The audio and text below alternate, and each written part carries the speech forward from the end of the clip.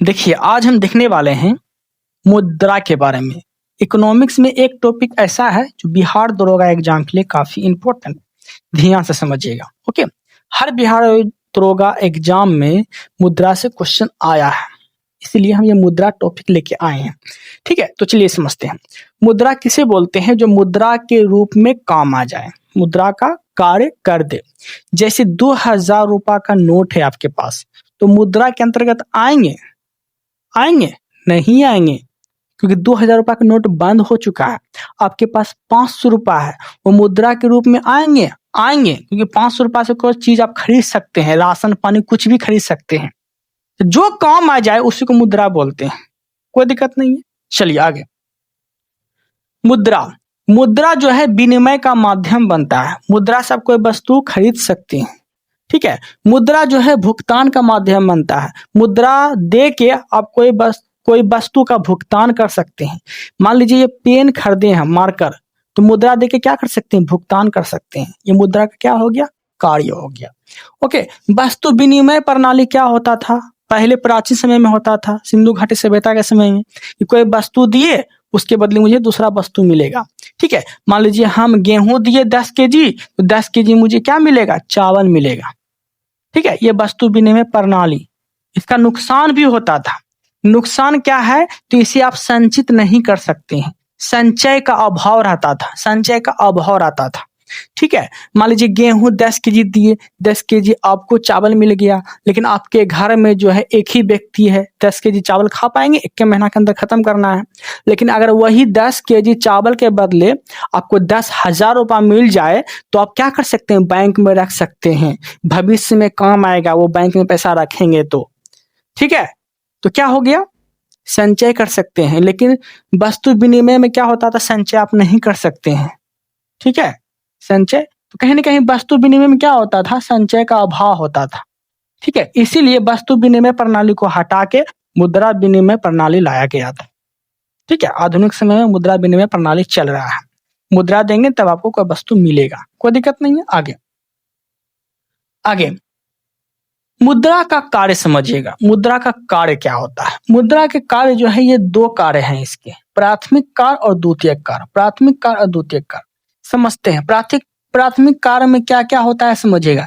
विनिमय का माध्यम, विनिमय का माध्यम मुद्रा के द्वारा वस्तु का आकार और वैल्यू निकाल सकते हैं, वस्तु का आकार और वैल्यू निकाल सकते हैं। ठीक है, ये प्रथम कार्य हो गया। मुद्रा का प्रथम कार्य क्या हो गया? कि मान लीजिए कि कोई मोबाइल खरीदे हम, यहाँ पे देखिए, कोई मोबाइल खरीदे हम 10,000 रुपये में, पहले खरीदे थे 2 साल पहले। अभी हम वो मोबाइल जो है खरीदना चाहते हैं। आप खरीदे थे 10,000 में मोबाइल, अभी हम वो मोबाइल खरीदना चाहते हैं, तो क्या आपको 10,000 रुपया देंगे? आंकड़ा निकाल सकते हैं, उसका वैल्यू बता सकते हैं कि 2 साल तो मोबाइल चलाया है, आपको 10,000 नहीं, आपको 5,000 तक हम दे सकते हैं। ठीक है, तो प्रथम कार्य हो गया, ये प्रथम कार्य हो गया। ठीक है, घड़ी लिए थे आप 2 साल पहले 5,000 में, तो क्या आपको 5,000 देंगे? हम अभी घड़ी का कम करके देंगे, 2,000 रुपया देंगे। तो मुद्रा का प्रथम कार्य हो गया। द्वितीय कार्य क्या हो गया मुद्रा का? तो समझिएगा, द्वितीय कार्य क्या हो गया कि आप मुद्रा को जो है स्टोर करके रख सकते हैं। स्टोर मतलब समझे, स्टोर ऑफ वैल्यू, मुद्रा को स्टोर करके रखना मतलब समझिएगा ये क्या होता है। 10,000 रुपये आपके पास है, तो 10,000 रुपये आप बैंक में रख देंगे, तो इंटरेस्ट बढ़ के आपको कुछ ज्यादा पैसा मिल सकता है। ठीक है, कहने के मुद्रा की एक कार्य हुआ। प्रथम मुद्रा जो क्विक काम कर जाए, प्रथम मुद्रा क्या हो गया? जो क्विक काम कर दे। आपके पास 10,000 रुपये है, थोड़ा सामान खरीद लिया आप, ठीक है, ये क्विक हो गया। आपके पास 10,000 रुपये है, आप बैंक में जमा कर दिए, 2 साल के बाद निकालेंगे, इंटरेस्ट बढ़ा, ये द्वितीय कार्य हो गया। ऐसे समझ लीजिए, ऐसे नहीं तो ऐसे समझ सकते हैं। बाकी आप नोट्स स्क्रीनशॉट लेके एक बार देख लीजिएगा, पढ़ लीजिएगा, समझ में आ जाएगा। ठीक है, तो समझ में आ गया। आगे तो यही सब चीज लिखे हैं कि मान लीजिए अभी 1 लाख रुपया जमा किए, तो इंटरेस्ट बढ़ के कितना आ गया? 1,25,000 रुपया आ गया। तो कहीं ना कहीं ये मुद्रा का द्वितीय कार्य हो गया। ठीक है, इसका वैल्यू बढ़ जाएगा 2 साल के बाद। आप ट्रांसफर कर सकते हैं, मुद्रा का हस्तांतरण कर सकते हैं। ठीक है, मुद्रा क्या कर सकते हैं? हस्तांतरण कर सकते हैं। देखते होंगे फोन पे, गूगल पे से आप पैसा भेज सकते हैं। कोई भाई मान लीजिए 10,000 का मोबाइल खरीदा, तो आप यहाँ से भेज सकते हैं। मुद्रा का हस्तांतरण कर सकते हैं। तो मुद्रा का क्या हो गया, द्वितीयक कार्ड हो गया ये। ठीक है, कोई दिक्कत नहीं है। आगे मुद्रा की आपूर्ति समझिएगा। मुद्रा की आपूर्ति किसे बोलते हैं समझिएगा। इसका परिभाषा है किसी अर्थव्यवस्था में किसी निश्चित बिंदु समय में जनता के पास उपलब्ध धन की मात्रा को मुद्रा की आपूर्ति कहते हैं। क्या बोलते हैं, मुद्रा की आपूर्ति कहते हैं। अब एग्जाम्पल लेके समझाएंगे तब आपको ज्यादा समझ में आएगा। समझिएगा, जनता के पास 50,000 रुपया, तो वो गिनाता है, वो गिनाएगा, मुद्रा आपूर्ति में वो गिनाएगा, ना कि बैंक या सरकार के पास जो पैसा है वो गिनाएगा। मुद्रा आपूर्ति में पूछेगा आपसे कि मुद्रा आपूर्ति में किसका पैसा गिनाता है, किसका पैसा काउंट होता है, तो क्या बोलेंगे, जनता का पैसा काउंट होता है। ठीक है, जो जनता पैसा जमा किया है बैंक में उसका पैसा काउंट होता है मुद्रा आपूर्ति में। तो यही चीज समझिए, पूरा पढ़ेंगे तो समझ में आ जाएगा। किसी अर्थव्यवस्था में निश्चित बिंदु समय में जनता के पास उपलब्ध धन की मात्रा को मुद्रा की आपूर्ति कहते हैं। जो जनता के पास पैसा है वही मुद्रा की आपूर्ति कहलाएंगे। कोई दिक्कत नहीं है। ठीक है, आगे जो सरकार के पास है वो मुद्रा आपूर्ति में नहीं गिनाएंगे, जो बैंक के पास है पैसा वो मुद्रा आपूर्ति में नहीं गिनाएंगे। स्पेशली जो जनता के पास है पैसा वो मुद्रा आपूर्ति में गिनाएंगे। ठीक है, हम एक वर्ड बोल देंगे जो बैंक में जनता का पैसा है वो गिनाएंगे, ऐसा नहीं है। जो मुद्रा आपूर्ति उसे बोलेंगे जो जनता के पास पैसा है। मान लीजिए 10,000 जनता है, 10,000 जनता के पास जो है 10,000 रुपया है। ठीक है, तो वो सब काउंट करके गिनाएंगे। ओके, ये हो गया। चलिए, बैंक में पैसा दो प्रकार से जमा होता है, ये आपको पढ़ना है। एक होता है डिमांड डिपॉजिट, जिसे बोलते हैं हम लोग मांग जमा, और दूसरा होता है टाइम डिपॉजिट, जिसे बोलते हैं समय जमा। ये दोनों को समझने का प्रयास करिएगा। देखिए, मांग जमा कैसे बोलते हैं, मांग जमा समझिएगा। इसमें वह पैसा जमा होता है जो सेविंग अकाउंट से हो, सेविंग अकाउंट से हो। सेविंग अकाउंट समझ में आता है आपको, समझाते हैं। देखिए, मान लीजिए 10,000 रुपया जमा है, तो तुरंत हम आप निकाल सकते हैं, हम और आप क्या कर सकते हैं, तुरंत निकाल सकते हैं। जरूरत पड़ गया कि 10,000 रुपया जो है बैंक में है, मेरा सेविंग है, हम तुरंत निकाल लेंगे। ठीक है, हम तुरंत निकाल लेंगे। तो क्या हो गया, मांग जमा। ठीक है, ये मांग जमा के अंतर्गत आप निकाल सकते हैं। ये प्रथम हो गया। डिमांड डिपॉजिट आप किए थे तो मांग जमा, ये आप निकाल सकते हैं। ठीक है, तो ये बोला गया है कि बैंक में पैसा जो दो प्रकार से जमा होता है वही आपको बताना है। मांग जमा किसे बोल देंगे, जो सेविंग अकाउंट को, अकाउंट जिसे बोलते हैं आप लोग, सेविंग जो सेविंग करके आप रखे हैं, जो आप पैसा तुरंत निकाल सकते हैं, उसे बोलते हैं हम लोग मांग जमा। क्या बोलते हैं, मांग जमा बोलते हैं। समय जमा किसे बोलते हैं, समय जमा। ठीक है, एफडी और आरडी। एफडी का अर्थ हो गया फिक्स डिपॉजिट। मान लीजिए कि आप 2 साल के लिए मतलब पैसा जमा कर रहे हैं, सिर्फ कर ही रहे हैं, लेकिन आप निकाल सकते हैं मात्र 2 साल के बाद ही। ये फिक्स किया गया है कि 2 साल में 2 लाख रुपया होगा तो हम निकालेंगे। तो इसे क्या बोलते हैं, इसे बोलते हैं टाइम डिपॉजिट, समय जमा। और मांग जमा किसे बोलते हैं, जो तुरंत निकाल सकते हैं, सेविंग अकाउंट को बोलते हैं। कोई दिक्कत नहीं है, अच्छे समझ में आ गया। आरडी इसी को बोलते हैं, आरडी का पूरा नाम होता है रिकरिंग डिपॉजिट। ठीक है, तोड़ के पैसा जमा करना, तोड़ के पैसा जमा करना। ठीक है, समझ में आ गया। अब देखिए, इसमें समय से पहले क्या कर सकते हैं, पैसा नहीं निकाल सकते हैं।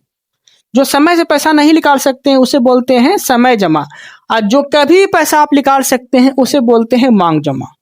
दोनों अच्छे समझ में आ गया होगा। ओके, अब देखिए, मुद्रा की माप जो की गई थी 1977 में आरबीआई के द्वारा की गई थी। मुद्रा की माप किसके द्वारा की गई थी, आरबीआई के द्वारा की गई थी मुद्रा की माप। ओके, आगे मुद्रा की आपूर्ति के माप के लिए 4 मानक प्रदान किए गए। 4 मानक प्रदान के द्वारा जो है मुद्रा की आपूर्ति की माप की जाती है। समझिएगा, किसके आधार पे, तो तरलता के आधार पे। किसके आधार पे, तो तरलता के आधार पे। समझिएगा, तरलता किसे बोलते हैं। देखिए, तरलता जो तुरंत उपलब्ध हो जाए, जो तुरंत उपलब्ध हो जाए। मान लीजिए किसी के पास 10 लाख रुपया का जमीन है, 10 लाख रुपया का जमीन है, और आपको अभी जरूरत पड़ गया, 10 लाख रुपया मुझे चाहिए तो चाहिए, तो वो जमीन बेचेगा तभी ना आपको देगा। तो वो तरलता में नहीं आएगा, वो तुरंत तरलता नहीं हुआ। लेकिन किसी व्यक्ति के पास 10 लाख रुपए खड़े हैं पॉकेट में, आपको जरूरत पड़ गया, वो तुरंत निकाल के दे देगा, लो। तो किसका तरलता ज्यादा हो गया? जो आपको तुरंत निकाल के दे दिया उसका तरलता ज्यादा हो गया, ठीक है। और इसी में जो है, इसी में मुद्रा आपूर्ति के लिए 4 मापक प्रदान जो किए गए थे, वो 4 मापक प्रदान कौन कौन है? M1, M2, M3, M4 है, ठीक है। तो सबसे ज्यादा तरलता किसकी होती है? तो सबसे ज्यादा तरलता होती है M1 की।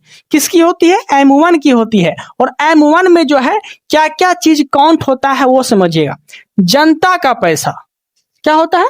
जनता का पैसा काउंट होता है, ठीक है।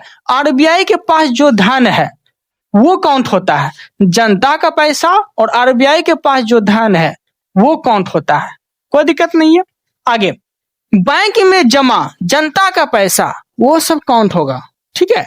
बैंक में जो जमा किया है जनता का पैसा जो है जमा, वो काउंट होगा। RBI के पास जो पैसा है वो काउंट होगा, ठीक है। कि कभी भी समय पर, आपातकालीन में कभी भी समय पर जाए तो तुरंत हम निकाल के खर्च कर सकते हैं, ठीक है। तो सबसे ज्यादा तरलता किसमें होगी? M1 में होगी। और जनता का पैसा, RBI का पैसा, ये काफी तरलता होती है, जब चाहे सरकार खर्च कर सकती है।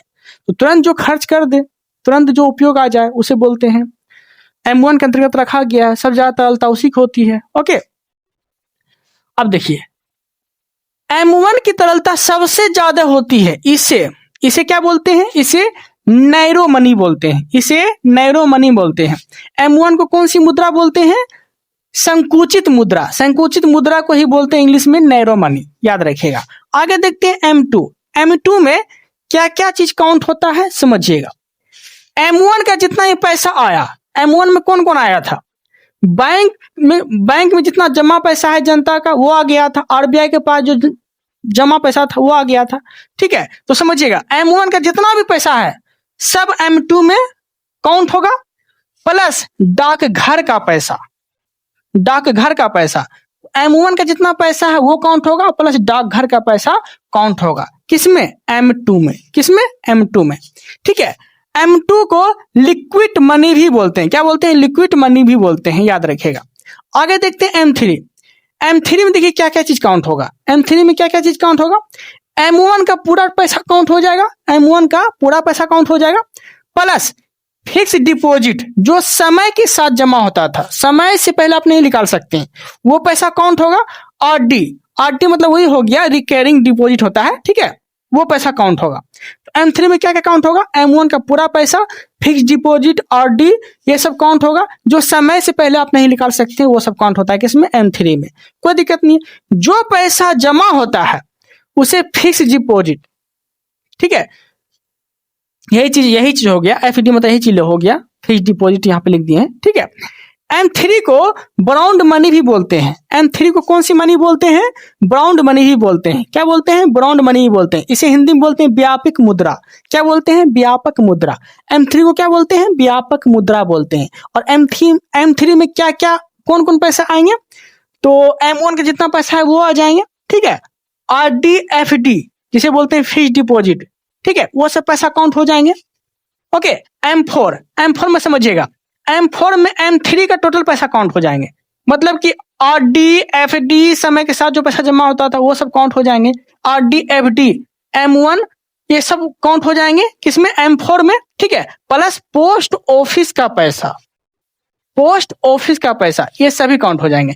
फिक्स डिपॉजिट ये सभी काउंट हो जाएंगे, कोई दिक्कत नहीं है। अब समझते हैं M4 को क्या बोलते हैं? M4 को भी ब्राउन मुद्रा ही बोलते हैं। M4 को ब्राउन मुद्रा ही बोलते हैं। क्या बोलते हैं? ब्राउन मुद्रा ही बोलते हैं, जिसे बोलते हैं हम लोग व्यापक मुद्रा। क्या बोलते हैं? व्यापक मुद्रा बोलते हैं, याद रखिएगा, ओके। अच्छे समझ में आ गया होगा आप लोग को, उम्मीद है कि ओके। एक बार फिर से समझ लीजिएगा, M1 में क्या क्या काउंट होगा समझिएगा। जनता का पैसा, RBI के पास जो धन है वो काउंट हो जाएगा, कोई दिक्कत नहीं है, ओके। अब देखिए, M1 की तरलता सबसे ज्यादा होती है, यहां से क्वेश्चन बन जाएगा, ठीक है। M1 को कौन सी मुद्रा बोलते हैं? संकुचित मुद्रा बोलते हैं, जिसे बोलते हैं नैरो मनी, ये आपको याद रखना है। M2 में क्या क्या काउंट होगा? M1 का टोटल पैसा प्लस डाकघर का पैसा काउंट हो जाएगा। M2 को लिक्विड मनी बोलते हैं, ये आपको याद रखना है। M3 में कौन सा पैसा आएगा? M1 का टोटल आ जाएगा प्लस फिक्स डिपॉजिट, ये सब टोटल काउंट हो जाएगा। ओके, M3 को ब्रॉन्ड मनी बोलते हैं, जिसे बोलते हैं इंग्लिश हिंदी में व्यापक मुद्रा। ठीक है, M3 को क्या बोलते हैं? व्यापक मुद्रा। M3 को क्या बोलते हैं? व्यापक मुद्रा। व्यापक मुद्रा को इंग्लिश में बोलते हैं ब्रॉन्ड मनी। ओके, M4 में कौन कौन आएंगे? M3 का टोटल आ जाएगा प्लस पोस्ट ऑफिस का पैसा आ जाएगा, प्लस पोस्ट ऑफिस का पैसा आ जाएगा, फिक्स डिपॉजिट आ जाएगा, आरडी आ जाएगा, ये सभी पैसा काउंट हो जाएगा। ओके, M4 को भी ब्रॉन्ड मुद्रा ही बोलते हैं, व्यापक मुद्रा ही बोलते हैं। नेट पे हम सर्च किए थे तो ब्रॉन्ड मुद्रा ही बता रहा था, कोई दिक्कत नहीं है। M3 और M4 को क्या बोलते हैं? व्यापक मुद्रा ही बोलते हैं। व्यापक मुद्रा को ही ब्रॉन्ड मुद्रा बोलते हैं, याद रखिएगा। चलिए, इस वीडियो में इतना ही रखते हैं। और हाँ, ये टॉपिक अच्छे से कवर ही कर लेना है आप लोग को। ये थोड़ा बेसिक था तो थोड़ा सा टाइम लग गया। कल जो हम पढ़ाएंगे काफी क्वेश्चन आपको फंसेगा एग्जाम में। ठीक है, इस वीडियो में इतना ही रखते हैं। Thank you, thanks for watching.